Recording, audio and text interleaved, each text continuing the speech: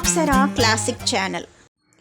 தமிழ் சினிமாவில் ஒல்லியான தேகம், களைந்த முடி மற்றும் வாயில் பீடி என தனித்துவமான ஸ்டைலை வைத்து தனக்கென ஒரு இடம் பிடித்தவர் லூஸ் மோகன். சென்னை தமிழ் இவருக்கு ஒரு அடையாளம் என்றே கூறலாம். லூஸ் மோகனுக்கு காஸ்டியூம் என்றால் பனியன், பச்சை பெல்ட், கழுத்தில் கர்ச்சிப், இதை வைத்துதான் தமிழ் சினிமாவில் பல படங்கள் நடித்துள்ளார். இவர் நடிக்கும் காட்சிகள் அனைத்திலுமே இந்த மாதிரியான காஸ்டியூம் தான் படத்தின் இயக்குநர்கள் வைத்திருப்பார்கள். ஆரம்ப காலத்தில் 3 ரூபாய்க்கு நடிக்க வந்த லூஸ் மோகன் படிப்படியாக முன்னேறி 3000 ரூபாய்க்கு தனது நடிப்பு திறமைக்கு சம்பளமாக வாங்கியுள்ளார். லூஸ் அண்ட் டைப் என்ற நாடகத்தில் இவருடைய தந்தை நடித்ததால் மோகனுக்கு லூஸ் மோகன் என தமிழ் சினிமாவில் பெயர் வந்தது. 1944ஆம் ஆண்டு ஹரிச்சந்திரா என்ற படத்தின் மூலம் தமிழ் சினிமாவிற்கு நுழைந்துள்ளார். அதன் பிறகு தொடர்ந்து அன்பளிப்பு, குழந்தைக்காக, கடவுள் மாமா மற்றும் கட்டிலா தொட்டிலா போன்ற பல படங்களில் நடித்துள்ளார்.